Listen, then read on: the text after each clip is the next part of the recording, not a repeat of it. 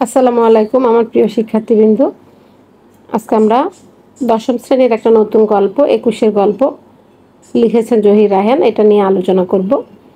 তাহলে চলো আগে আমরা একটু জহির রায়হান সম্পর্কে জানি। জহির রায়হানের হচ্ছে জন্ম ১৯৩৫ সালে ১৯শে আগস্ট ফেনী জেলার মজরুমপুর গ্রামে জন্মগ্রহণ করেন। তার আসল নাম হচ্ছে মোহাম্মদ জহিরুল্লাহ।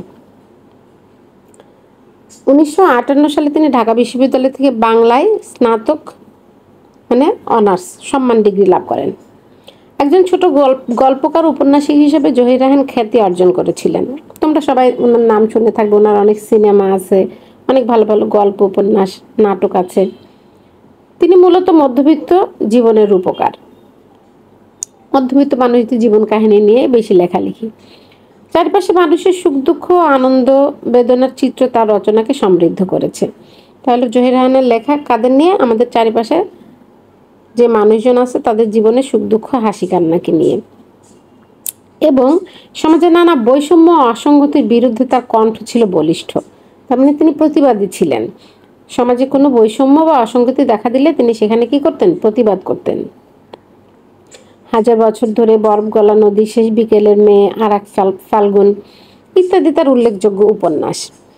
বাংলাদেশের একজন খ্যাতিমান চলচ্চিত্রকার হিসেবেও জহির রায়হানের পরিচিতি রয়েছে। স্বাধীনতা যুদ্ধে বাংলাদেশ বিজয় লাভ করার অল্পকাল পরেই, যুদ্ধে জয়লাভ করলো বাংলাদেশ। এরপরে ১৯৭২ সালে ৩০শে জানুয়ারি, ডিসেম্বরে বিজয় হলো ১৬ই ডিসেম্বর ৭১-এর, আর ৩০শে জানুয়ারি ৭২-এর ৩০শে জানুয়ারি তিনি নিখোঁজ হলেন, শহীদ হলেন। তার লাশ কিন্তু এখন পর্যন্ত পাওয়া যায়নি। তো এই যে উনি ঢাকা বিশ্ববিদ্যালয়ে যখন পড়াশোনা করেছেন, কোন বিভাগে? বাংলা বিভাগে। এবং আমাদের এই ২১-এর গল্পটা কিন্তু বাংলা ভাষা ১৯৫২ যে আন্দোলন হয়েছিল রাষ্ট্রভাষা, সেই আন্দোলনকে কেন্দ্র করেই আমাদের এই গল্পটা। আমাদের মোটামুটি ৫২ ভাষা আন্দোলন সম্পর্কে সবারই একটা ধারণা আছে, কিন্তু এখানে উনি গল্পটা কিভাবে তুলে ধরেছে সেটাই হচ্ছে আমাদের জানার বিষয়। তাহলে আমরা এই যে এখানে দেখছি যে ২১-এর গল্প হচ্ছে একটা গল্প। তাহলে ছোট্ট করে একটু একটা দুইটা বৈশিষ্ট্যের মধ্য দিয়ে আমরা গল্প আর উপন্যাসের পার্থক্যটা একটু বুঝে নিই।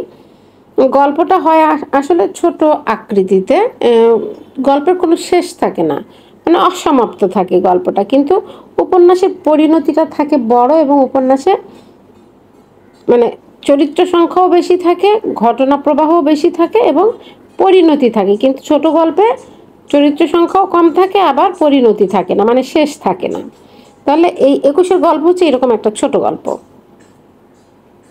এই গল্পটা পড়ার আগে আমরা একটু গল্পটার পাঠ পরিচিতি, মূলভাব সম্পর্কে একটু আলোচনা করে নিয়ে তারপর আমরা গল্পটাতে যাব, তাহলে তোমাদের বুঝতে একটু সুবিধা হবে।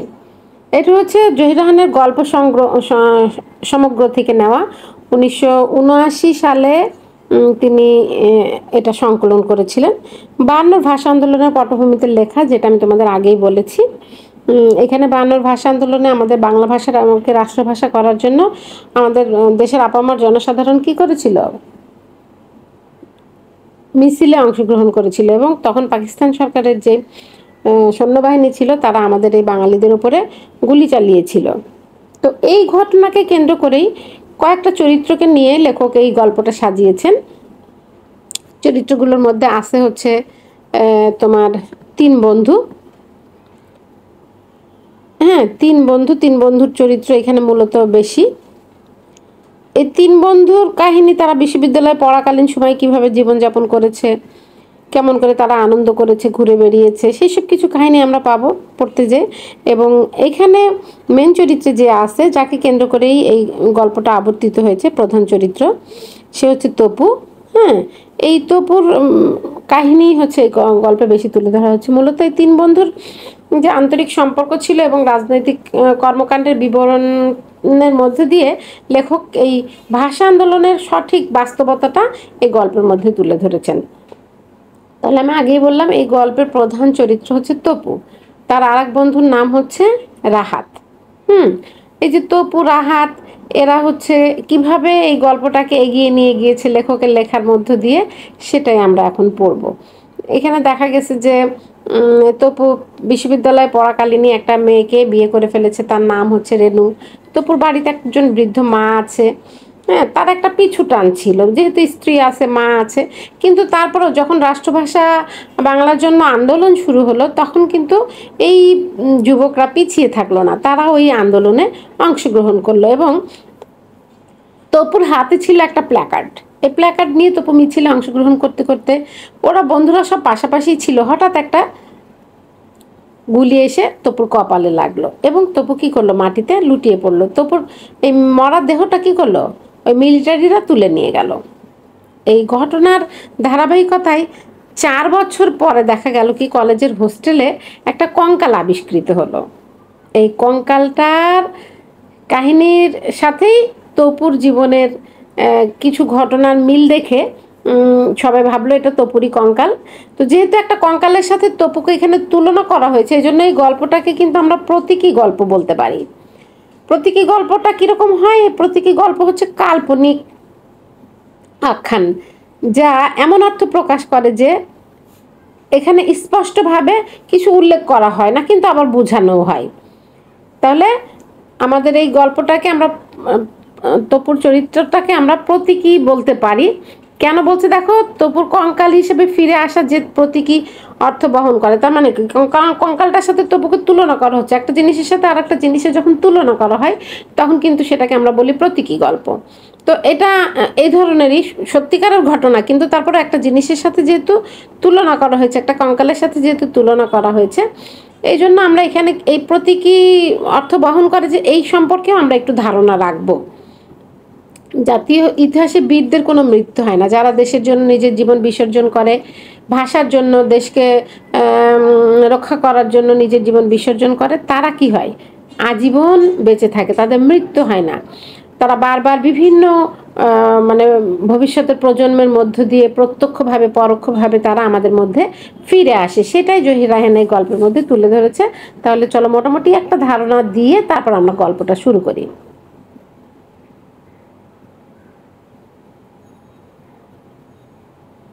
গল্পটা সহজ, এত কঠিন কিছু না। গল্পটা পড়লে তোমরা বুঝতে পারবা। মোটামুটি একটা ধারণা দিয়ে দিয়েছি, তাহলে শুরু করি।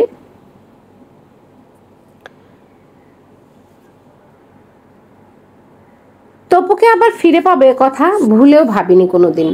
তপু সে আবার ফিরে এসেছে আমাদের মাঝে, ভাবতে অবাক লাগে। 4 বছর আগে যাকে হাইকোর্টের মোড়ে শেষবারের মতো দেখেছিলাম, যাকে জীবনে আর দেখবো বলে স্বপ্নেও কল্পনা করিনি, সেই তপু ফিরে এসেছে। ও ফিরে আসার পর থেকে আমরা সবাই যেন একটু উদ্বিগ্ন হয়ে পড়েছি। রাতে ভালো ঘুম হয় না, যদিও একটু আধটু তন্দ্রা আসে, তবু অন্ধকারে হঠাৎ ওর দিকে চোখ পড়ে গা কেমন শিউরে ওঠে, ভয়ে জড়সড় হয়ে যায়, লেপের মধ্যে দেহটা ঠকঠক করে কাঁপতে থাকে। তার মানে এখানে এক বন্ধু তার মনের কথা বর্ণনা করে কি বলছে, যে তপুকে যে আবার আমরা ফিরে পাবো সেটা কখনোই আমরা ভাবিনি। কারণ 4 বছর আগে আমরা হাইকোর্টের মোড়ে শেষবার ওকে দেখেছিলাম, যখন পুলিশ ওর লাশ মানে লাশটা তুলে নিয়ে গেল। সেই তপু আবার আমাদের মধ্যে ফিরে এসেছে। দেখো, আমরা আগে একটু মূল ভাবটা আলোচনা করেছি বলে তোমরা বুঝতে পারতেছো যে তপু শহীদ হয়ে গিয়েছে। কিন্তু মূল ভাবটা যদি আমরা আলোচনা না করতাম, তাহলে কিন্তু তোমরা হয়তো ভাবতে যে হ্যাঁ, তপু মনে হয় কোথাও চলে গিয়েছিল, 4 বছর পরে তপু আবার ফিরে এসেছে। এটা কিন্তু সেরকম কিছু না।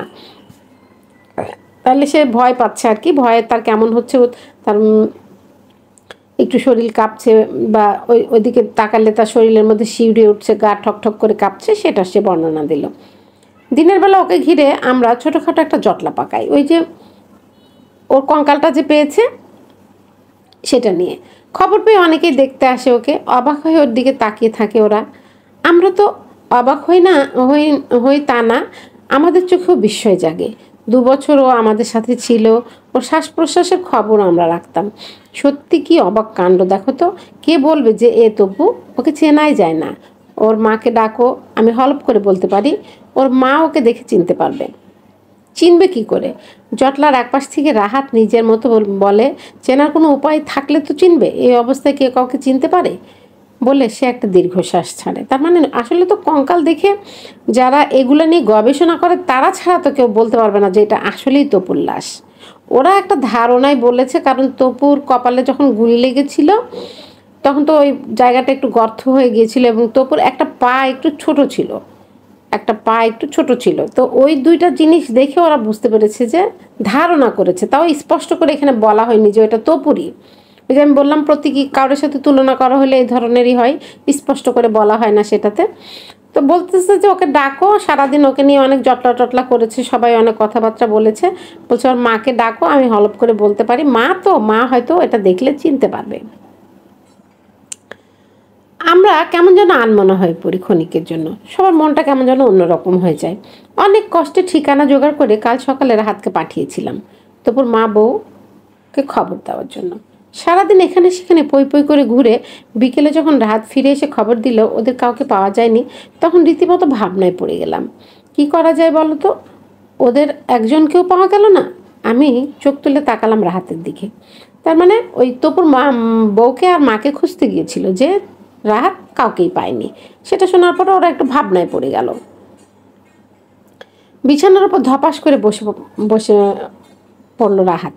ওর মা মারা গেছে, মারা গেছে, আহা সেবার এখানে গড়াগড়ি দিয়ে কান্নাকাটি না করে, গড়াগড়ি দিয়ে কি কান্নাকাটি না করেছিল তপুর জন্য। ওর কান্না দেখে আমার চোখের সামনে পানি এসে গিয়েছিল। বউটার খবর, ওর কথা আর বলো না। রাহাত মুখ বাঁকালো। অন্য আর এক জায়গায় বিয়ে করেছে। সে কি, এর মধ্যে বিয়েও করে ফেললো মেয়েটা? তপু ওকে কত ভালোবাসতো। নাজিম বিড়বিড় করে বলে উঠল, চাপা শহরে শানু বলল বিয়ে করবে না তো কি করবে, সারা জীবন বিধবা হয়ে থাকবে? বলে মেয়েটার দিকে তাকালো শানু। আমারও দৃষ্টি ফিরে আনলাম ওর ওপরে। তার মানে বন্ধুদের কথোপকথনের গল্প এখানে দিয়েছে, কথাগুলো এখানে দিয়েছে, যে মাকে পায়নি, বউ বিয়ে করে ফেলেছে অন্য কোনো জায়গায়। এবং এক বন্ধু আবার দুঃখ করে বলতেছে যে কয়দিন আগে মারা গেল, এত তাড়াতাড়ি বিয়ে করে ফেললো। আর এক বন্ধু আবার কি বলতেছে যে না, বিয়ে করে কি করবে, সারা জীবন কি বিধবা হয়ে বসে থাকবে? তো এই কথোপকথনের পরে কি হলো দেখো। সত্যি কে বলবে 4 বছর আগে সে তপু, যার মুখে এক ঝলক হাসি আঠার মতো লেগে থাকতো। তার মানে তপুর মুখে সবসময় হাসি লেগে থাকতো। তার দিকে তাকাতে ভয়ে আমার রক্ত হিম হয়ে আসে কেন। 2 বছর সে আমাদের সাথে ছিল, আমরা ছিলাম 3 জন, আমি, তপু আর রাহাত। এই গল্পে কিন্তু লেখকের একটা চরিত্র আছে। আমাদের যে জহির রায়হান লেখকের একটা চরিত্র আছে। এই যে আমি বলছে, আমিটাই হচ্ছে এখানে লেখক। তবু ছিল আমাদের মাঝে সবার চাইতে বয়সে ছোট। কিন্তু বয়সে ছোট হলে কি হবে, ওই ছিল একমাত্র বিবাহিত। কলেজে ভর্তি হবার বছরখানেক পরে রেনুকে বিয়ে করে তপু। সম্পর্কে মেয়েটা আত্মীয়া হতো ওদের। দোহারা গড়ন, ছিপছিপে কটি, আপেল রঙের মতো মেয়েটা প্রায়ই ওদের সাথে দেখা করতে আসতো। ও এলে আমরা চাঁদা তুলে চা আর মিষ্টি এনে খেতাম, আর গল্প গুজবে মেতে উঠতাম রীতিমতো। তপু ছিল গল্পের রাজা। যেমন হাসতে পারতো ছেলেটা, তেমনি গল্প করার ব্যাপারও ছিল তিনি উস্তাদ। তার মানে তপুর বর্ণনায় বেশি এসেছে। দেখো তপু কেমন ছিল, তপুর পরিবার কেমন ছিল, তপুর বউ কেমন ছিল, এবং তপু কিভাবে কথা বলতো, এইসব নিয়েই কিন্তু জহির রায়হান গল্পটা সামনের দিকে এগিয়ে নিয়ে গিয়েছে। যখন ও গল্প করতে শুরু করতো তখন কাউকে কথা বলার আর সুযোগ দিত না। সেই যে লোকটার কথা তোমাকে বলেছিলাম না সেদিন, সেই হতকা মোটা লোকটা, ক্যাপিটালে যার সাথে আলাপ হয়েছিল, ওই যে লোকটা বলেছিল না বার্নার্ড শো হবে, পরশু রাতে মারা গেছে একটা ছ্যাকরা গাড়ির তলায় পড়ে। আর সেই মেয়েটা, ও যে ওকে বিয়ে করবে বলে কথা দিয়েছিল, ও মারা যাওয়ার পরের দিন এক বিলেতি সাহেবকে বিয়ে করে পালিয়ে গেছে। রুনি মেয়েটার খবর জানতো। সে কি, রুনিকে চিনতে পারছো না? শহরের সেরা নাচিয়েছিল, আজকাল অবশ্য রাজনীতি করছে। সেদিন দেখা হলো রাস্তায়। আগে তো পাটকাঠি ছিল, এখন বেশ মোটাসোটা হয়েছে। দেখা হতেই রেস্তোরাঁয় নিয়ে খাওয়ালো। বিয়ে করেছি শুনে জিজ্ঞেস করলো বউ দেখতে কেমন, এবার তুমি এসো। কথা বলতে শুরু করলে আর যেন ফুরোতে চায় না। রাহাত থামিয়ে দিতে চেষ্টা করলো ওকে। তার মানে এখানে তপুর বর্ণনা করছে, তপুর গল্পগুলো বলছে, তপু কেমন ছিল, তপু কার সঙ্গে গল্প করতো, কার সাথে দেখা হয়েছিল, কি ঘটনা হয়েছিল। এখানে কিছু চরিত্র আমরা পেলাম, রুনির চরিত্র, তারপর একটা হতকা মোটা লোক, তার চরিত্র পেলাম, একটা ছেলেরা গাড়ির তলায় চাপা পড়ে মারা গিয়েছে, এরকম একটা চরিত্র পেলাম আমরা। গল্প পড়তে পড়তে দেখো আমরা ছোটোখাটো কয়েকটা চরিত্র পেয়ে গেলাম এখানে। এবং একটা নাচিয়ে মেয়ের কথা বললো যে এখন রাজনীতিতে অংশগ্রহণ করছে, এবং তার সঙ্গে দেখা হওয়ার পরে সে খাওয়ালো রেস্তোরাঁয়। হ্যাঁ, এইসব নানা কথা। এরপর বলছে, রেনু বলতো আর বলবেন না, এত বকতে পারে বলে বিরক্তিতে না লজ্জায় লাল হয়ে উঠত সে। তবু থামতো না তপু, একগাল হাসি ছড়িয়ে আবার পরস্পরাহীন কথার তুবড়ি ছোটাতো সে। থাকবে, অন্য কথায় যখন তোমরা শুনতে চাচ্ছ না, নিজের কথাই বলি। ভাবছি ডাক্তারিটা পাশ করতে পারলে এ শহরে আর থাকবো না, গায়ে চলে যাব, ছোট্ট একটা ঘর বাঁধবো সেখানে। আর তোমরা দেখো, আমার ঘরে কোনো জাঁকজমক থাকবে না, একেবারে সাধারণ। হ্যাঁ, একটা ছোট ডিসপেন্সারি, আর কিছু না। মাঝে মাঝে এমন স্বপ্ন দেখায় অভ্যস্ত ছিল তপু। এককালে মিলিটারিতে যাবারও শখ ছিল। তার মানে তপুর কাহিনী দিয়েই দেখো গল্পটাকে সাজানো হয়েছে। তপুই হচ্ছে এই গল্পের নায়ক। যদিও লেখক আছেন, কিন্তু তপুকেই এই গল্পের নায়ক হিসেবে তিনি গল্পটাকে সামনের দিকে এগিয়ে নিয়ে গিয়েছেন। তপু ডাক্তারি পড়তো, তার ইচ্ছে ছিল সে গ্রামে যেয়ে ডাক্তারি করবে, এবং তার ঘরটা থাকবে খুব সাদামাটা, সেরকম কোনো কিছু থাকবে না, ছোট্ট একটা ডিসপেন্সারি থাকবে, এবং সে গ্রামে যে রুগী টুগি দেখবে এরকম। এবং আরেকটা কথা আমরা জানতে পারলাম যে তপুর মিলিটারিতে যাওয়ার শখ ছিল, কিন্তু সে মিলিটারিতে যায়নি। কেন যায়নি সেটারও বর্ণনা আমরা পেয়ে যাব। আবার একটু সবাই ধারণাও করে ফেলছো যে তপুর পা কিন্তু একটা বড় ছিল, একটা ছোট ছিল। মিলিটারিতে কিন্তু এই ধরনের মানুষদেরকে নেওয়া হয় না, যাদের একটু শারীরিক ডিফেক্ট থাকে। কিন্তু বরাত মন্দ। ওই যে কেন বলছে যে মিলিটারিতে যেতে পারলো না, ছিল জন্ম খোড়া, ডান পা থেকে বাম পাটা ইঞ্চি দুয়েক ছোট ছিল ওর। তবে বা জুতোর হিলটা একটু উঁচু করে তৈরি করায় দূর থেকে ওর খুঁড়িয়ে খুঁড়িয়ে চলাটা চোখে পড়তো না সবার। আমাদের জীবনটা ছিল যান্ত্রিক। যেহেতু হোস্টেলে থাকে, সবাই পড়াশোনা করে, যার যার কাজে তাকে ব্যস্ত থাকতে হয়। হয়তো যখন একসাথে হয় বন্ধুরা মিলে সবাই একটু গল্প গুজব করে, আড্ডা মারে। তো এই জন্য বলছে আমাদের জীবনটাও ছিল যান্ত্রিক। কাকডাকা ভোরে বিছানা ছেড়ে উঠে পড়তাম আমরা। তপু উঠতো সবার আগে, ও জাগাতো আমাদের দুজনকে। ওঠো, ভোর হয়ে গেছে দেখছো না, অমন মোষের মতো ঘুমোচ্ছ কেন, ওঠো। গায়ের ওপর থেকে লেপটা টেনে ফেলে দিয়ে জোর করে আমাদের ঘুম ভাঙাতো তপু। মাথার কাছে জানালাটা খুলে দিয়ে বলতো, দেখো বাইরে কেমন মিষ্টি রোদ উঠেছে, আর ঘুমিয়ে না, ওঠো। তার মানে কি, হোস্টেলে বন্ধুরা থাকলে বন্ধুদের সঙ্গে যে সুন্দর একটা সুসম্পর্ক তৈরি হয়, সেটাও কিন্তু আমরা এখানে বুঝতে পারছি। আমাদের ঘুম ভাঙিয়ে নিজ হাতে চা তৈরি করতো তপু। চায়ের পেয়ালা শেষ চুমুক দিয়ে আমরা বই খুলে বসতাম। তারপর 10টা নাগাদ স্নানাহার সেরে ক্লাসে যেতাম আমরা। বিকেলটা কাটতো বেশ আমোদ ফুর্তিতে। কোনোদিন ইস্কাটনে বেড়াতে যেতাম, কোনোদিন বুড়িগঙ্গার ওপারে যেতাম। আর যেদিন রেনু আমাদের সাথে থাকতো, সেদিন আজিমপুরের পাশ দিয়ে হাঁটতে হাঁটতে দূর গায়ের ভিতর হারিয়ে যেতাম। রেনু মাঝে মাঝে মাঝে আমাদের জন্য ডালমুট ভেজে আনতো বাসা থেকে। গেও পথে হাঁটতে হাঁটতে মুড়মুড় করে ডালমুট চিবুতাম আমরা। অপু বলতো, দেখো রাহাত, আমার মাঝে মাঝে কি মনে হয় জানো কি, এই যে আঁকাবাঁকা লাল মাটির পথ, এই পথ যদি শেষ না হতো কোনো দিন, অনন্তকাল ধরে যদি এমন করে আমরা চলতে পারতাম। এই কি, তুমি আবার কবি হয়ে গেলে কবে? ভ্রুজোড়া কুচকে হঠাৎ প্রশ্ন করতো রাহাত। না না, কবি হতে যাব কেন, ইতস্তত করে বলতো তপু। তবু কেন জানি মনে হয় স্বপ্নালু চোখে স্বপ্ন নামতো তার। আমরা ছিলাম 3জন, আমি, তপু আর রাহাত। দিন শেষে এই কথাটা কিন্তু আরও একবার আছে, প্রথম দিকে আরও একবার আছে যে আমরা ছিলাম 3জন, আমি, তপু আর রাহাত। দিনগুলো বেশ কাটছিল আমাদের, কিন্তু অকস্মাৎ ছেদ পড়লো। কি হলো, হোস্টেলের বাইরে সবুজ ছড়ানো মাঠটাতে অগণিত লোক এসে ভিড় জমিয়েছে। ভোর থেকে ক্রুব্ধ ছেলে বুড়োরা এসে জমায়েত হয়েছে সেখানে। কারো হাতে প্ল্যাকার্ড, কারো হাতে স্লোগান দেবার চুঙ্গ, কারো হাতে লম্বা লাঠিটা ঝোলানো কয়েকটা রক্তাক্ত জামা। তর্জনী দিয়ে ওরা জামাগুলো দেখাচ্ছিল, আর শুকনো ঠোঁট নেড়ে এলোমেলো আর কি যেন সব বলছিল নিজেদের মধ্যে। তপু হাত ধরে টান দিয়া আমায়, এসো। কোথায়, কেন? ওদের সাথে। চেয়ে দেখি সমুদ্র গভীর জনতা ধীরে ধীরে চলতে শুরু করেছে। এসো, চলো। আমরা মিছিলে পাপ বাড়ালাম। একটু পরে পিছনে ফিরে দেখি রেনু হাঁপাতে হাঁপাতে আমাদের দিকে ছুটে আসছে। যা ভেবেছিলাম, দৌড়ে এসে তপুর হাত চেপে ধরলো। রেনু, কোথায় যাচ্ছ তুমি? বাড়ি চলো। পাগল নাকি? তপু হাতটা ছাড়িয়ে নিল, তারপর বলল, তুমিও চলো না আমাদের সাথে। না, আমি যাব না, বাড়ি চলো। রেনু আবার হাত ধরলো ওর। কি বাজে বকছেন? রাহাত রেগে উঠলো এবার। বাড়ি যেতে হয়, আপনি যান, ও যাবে না। মুখটা ঘুরিয়ে রাহাতের দিকে ক্রুদ্ধ দৃষ্টিতে এক পলক তাকালো রেনু। তারপর কাঁদো কাঁদো গলায় বলল, দোহাই তোমার, বাড়ি চলো, মা কাঁদছেন। বললাম, যেতে পারবো না, যাও। হাতটা আবার ছাড়িয়ে নিল তবু। রেনুর করুণ মুখের দিকে তাকিয়ে মায়া হলো। ব্যাপারটা কি? বললাম, ব্যাপারটা কি? আপনি অমন করছেন কেন? ভয়ের কিছু নেই, আপনি বাড়ি যান। কিছুক্ষণ ইতস্তত করে টলমল চোখ নিয়ে ফিরে গেল রেনু। মিছিলটা তখন মেডিকেলের গেট পেরিয়ে কার্জন হলের কাছাকাছি এসে গেছে। তিনজন আমরা পাশাপাশি হাঁটছিলাম। রাহাত স্লোগান দিচ্ছিল, আর তপুর হাতে ছিল একটা মস্ত প্ল্যাকার্ড। তার উপর লাল কালিতে লেখা ছিল, রাষ্ট্রভাষা বাংলা চাই। মিছিলটা হাইকোর্টের মোড়ে পৌঁছতেই অকস্মাৎ আমাদের সামনে লোকগুলো চিৎকার করে পালাতে লাগলো চারিপাশে। ব্যাপার কি বোঝার আগে চেয়ে দেখি প্লাকার্ড সহ মাটিতে লুটিয়ে পড়েছে তপু। কপালের ঠিক মাঝখানটাতে গোল একটা গর্ত, আর সেই গর্ত দিয়ে নির্ঝরের মতো রক্ত ঝরে পড়ছে। তপু রাহাত আর্তনাদ করে উঠল। আমি তখন বিমূঢ়ের মতো দাঁড়িয়েছিলাম। দুজন মিলিটারি ছুটে এসে তপুর মৃতদেহটা তুলে নিয়ে গেল আমাদের সামনে থেকে। আমরা এতটুকুও নড়লাম না, বাধা দিতে পারলাম না। দেহটা যেন বরফের মতো জমে গিয়েছিল।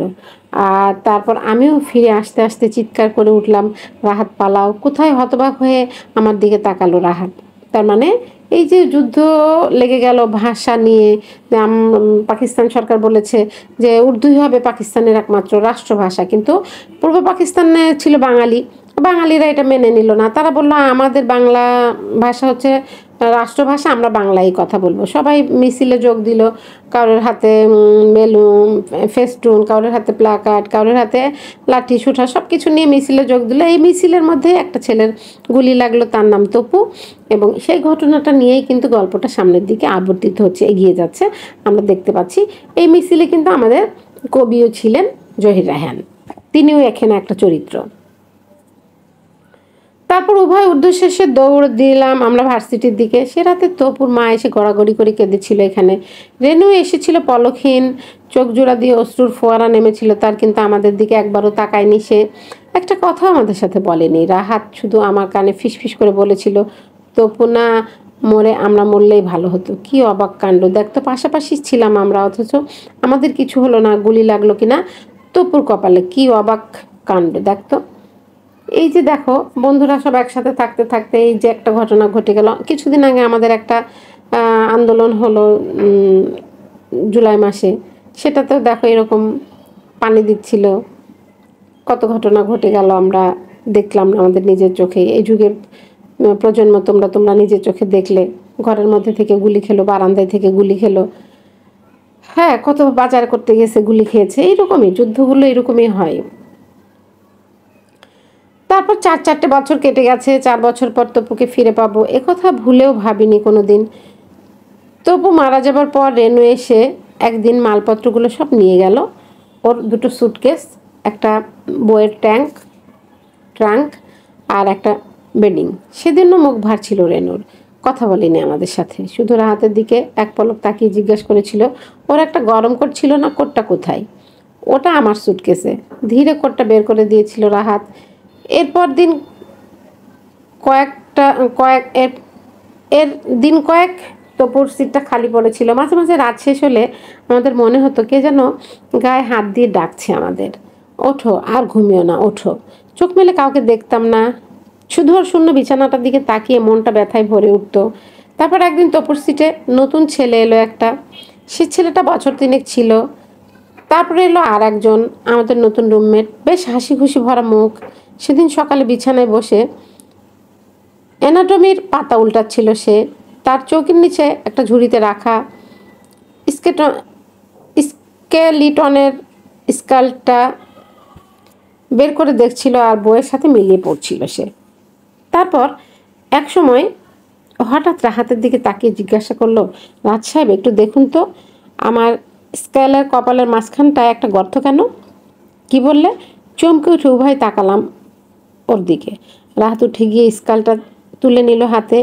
ঝুঁকে পড়ে সে দেখতে লাগলো অবাক হয়ে। হ্যাঁ, কপালের মাঝখানটাতে গোল একটা ফুটো। রাহাত তাকালো আমার দিকে। ওর চোখের ভাষা বুঝতে ভুল হলো না আমার। বিড়বিড় করে বললাম, বা পায়ের হাড়টা 2 ইঞ্চি ছোট ছিল ওর। কথাটা শেষ না হতে ঝুড়ি থেকে হাড়গুলো তুলে নিল রাহাত। হাতগুলো ঠকঠক করে কাঁপছিল ওর, একটু পরে উত্তেজনায় গলা চিৎকার করে বলল, বা পায়ের টিভি আর ফেবুলাটা 2 ইঞ্চি ছোট, দেখো দেখো।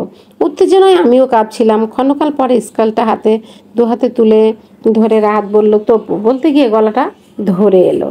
তার মানে এই শেষমেশ গল্পের শেষের দিকে লেখক কী করলো, গল্পের শেষের দিকে লেখক কি সুন্দর করে একটা কঙ্কালের মধ্য দিয়ে তপুকে আবার ওদের মধ্যে ফিরিয়ে নিয়ে আসলো এবং গল্পটা সমাপ্তি টানলো। আসলে মানুষের জীবনের ঘটনাগুলো, গল্পগুলো এরকমই হয়। এখানে শব্দার্থ টিকাটা তোমরা ভালো করে পড়বা, আর পাঠ পরিচিতিটা পড়তে হবে, কারণ পাঠ পরিচিতির ওপর ভিত্তি করে তোমাদের গল্পের কাহিনীটা লিখতে হবে। এটার সঙ্গে তোমরা পাঠ পরিচিতিটার সঙ্গে আর একটু ঘটনাগুলো ঢুকিয়ে নিয়ে একটু বড় করার চেষ্টা করবা, তাহলে তোমার সৃজনশীল প্রশ্নের উত্তরগুলো দিতে সমস্যা হবে না। মূলত এখানে 3 বন্ধুর আন্তরিক সম্পর্ক এবং রাজনৈতিক কর্মকাণ্ডের বিবরণী লেখক তুলে ধরেছে। ভাষা আন্দোলনের কাহিনী লেখক এখানে তুলে ধরেছে। আমাদের একটা মূল আন্দোলন বা আমাদের আন্দোলনের শিকড় বলতে পারি আমরা ভাষা আন্দোলনকে, যে আন্দোলনকে কেন্দ্র করে সব আন্দোলনে কিন্তু এই বাঙালিরা কি করেছিল, জয়ী হয়েছিল। তাহলে এই গল্পের প্রধান চরিত্র হচ্ছে তপু, তার স্ত্রীর নাম হচ্ছে রেনু, আর তার মা ছিল একজন বৃদ্ধ। হ্যাঁ, সে কীভাবে মারা গেল, একটা ভাষা আন্দোলনের জন্য মিছিলে গিয়েছিল, হাতে তার প্ল্যাকেট ছিল, পুলিশের গুলিতে সে মারা গেল। তাকে নিয়ে এই কাহিনীটা লেখক সামনের দিকে এগিয়ে নিয়ে গিয়েছে। তার গুলি লাগার পরে মিছিলটা কিভাবে ছত্রভঙ্গ হয়েছিল সেই ঘটনাও কিন্তু লেখক এখানে তুলে ধরেছে। একদম সত্যিকারের ঘটনার সাথে কিন্তু এই ঘটনাগুলোর মিল আছে। এরকমই হয়েছিল 52 ভাষা আন্দোলনে ওই দিনে। ধারাবাহিকতায় 4 বছর পরে কি হলো, কলেজের হোস্টেলে একটা কঙ্কাল নিয়ে আসলো, একটা কঙ্কাল আবিষ্কৃত হলো এবং সেই কঙ্কালের সাথে তপুর তারা একদম হুবহু মিল পেল। এইটাই লেখক এই গল্পের মধ্যে তুলে ধরেছে। প্রকৃতপক্ষে এই কঙ্কালটা ছিল শহীদ তপুর, কেননা তার বাম পা ছিল ডান পায়ের চেয়ে 2 ইঞ্চি ছোট। তপুর মতো অনেক প্রাণের বিসর্জন এবং নিরন্তর সংগ্রামের মাধ্যমে অর্জিত হয়েছে আমাদের এই বাংলা ভাষা। অথচ দেখো এই ভাষাটাকে আমরা কত অবমূল্যায়ন করি, এই ভাষাটা আমরা ঠিক মতো শিখতে চাই না। বাংলা তো কেউ পড়তেই চাও না তোমরা, বাংলা একেবারে সবার কাছে একটা মনে হয় কি যে জোর করে চাপিয়ে দেওয়া হয়েছে তোমাদের জন্য। তোমাদের এখনকার গার্জিয়ানরাও বাংলা পছন্দ করে না, বা ইংলিশ নিয়ে সবাই ব্যস্ত। ইন্টারন্যাশনাল ভাষা ঠিক আছে, আমরা ইংলিশ শিখবো, কিন্তু যেহেতু আমাদের রাষ্ট্রভাষা বাংলা, সেটাকে আমরা সম্মান করব, সেটাকে আগে ভালোভাবে আত্মস্থ করব, তারপর আমরা অন্য ভাষায় যাব। তাহলে এই গল্পটাকে তপুর কঙ্কালকে নিয়ে কি করা হয়েছে, প্রতীকে একটা অর্থ বহন করা হয়েছে। এবং জাতীয় ইতিহাসে বীরদের কোনো মৃত্যু হয় না, তারা আজীবন বেঁচে থাকে প্রত্যক্ষ এবং পরোক্ষভাবে, সেটাই কিন্তু লেখক এখানে বোঝাতে চেষ্টা করেছে। তাহলে আশা করি গল্পটা সবাই বুঝতে পেরেছ। এবং জহির রায়হান সম্পর্কে অবশ্যই ভালো করে পড়বা। জহির রায়হানের কবি পরিচিতিটাতে আমরা আরেকবার একটু যাই। কবি পরিচিতিতে দেখো আরেক ফাল্গুন একটা উপন্যাসের নাম আছে, খুব পরীক্ষায় আসে, এটা উল্লেখযোগ্য উপন্যাসের মধ্যে। 1000 বছর ধরে আমাদের আগে উপন্যাস ছিল, আমরা মাধ্যমিকে এটা পড়তাম 1000 বছর ধরে, এখন এটা অফ করে দিয়েছে। যাই হোক, এখন তোমাদের নতুন গল্প দিয়েছে 1971 হুমায়ুন আহমেদের, সেটাও পড়বা তোমরা। তাহলে মোটামুটি আশা করি গল্পটা সবাই বুঝতে পেরেছো। সবাইকে অসংখ্য ধন্যবাদ। আবারও নতুন কোনো ক্লাস নিয়ে চলে আসবো তোমাদের সামনে। সবাই ভালো থেকো।